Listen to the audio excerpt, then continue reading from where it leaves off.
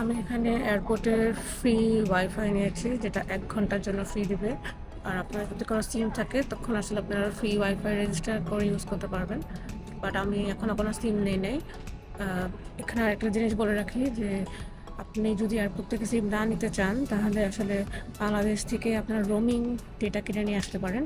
আমি যেরকম এয়ারপোর্ট থেকে আসলে সিম কেনাটা অলওয়েজ প্রিফার করি না, তাই আমি আসলে ডেটা রোমিং 1 দিন অথবা 2 দিনের জন্য বাংলাদেশ থেকে কিনে নিয়ে আসি।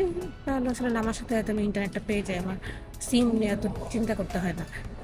আমার যেহেতু আসলে একটা কানেক্টিং ফ্লাইট ছিল, মানে ব্যাক টু ব্যাক, তাই আমি আসলে ডেটা রোমিংটা কিনে নিয়েছি, বিকজ আমার ওই ফ্লাইটের আপডেট অ্যান্ড কোন গেটে যাবো এগুলো আসলে কুইকলি দেখতে হতো।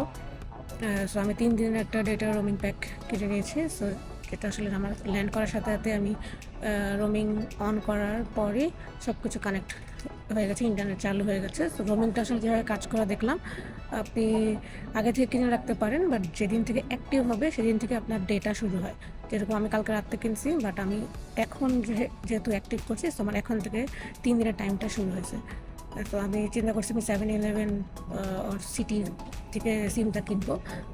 তাই আমি আর মানে এয়ারপোর্টের সিমের দিকে যাই নাই।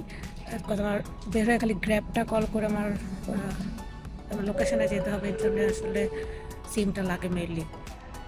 So yeah, data roaming is a good option. যার অপারেটরের আসলে ডিফারেন্ট প্যাকেজ থাকে, তো depending on that you can take. So একটা টেনশন থাকে না যে ইন্টারনেট নাই, কী করবো না করবো। ইয়া।